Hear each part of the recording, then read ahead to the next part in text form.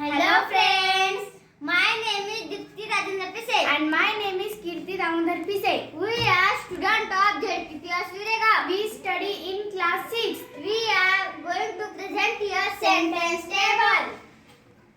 He like red pen. त्याला लाल pen आवडतो.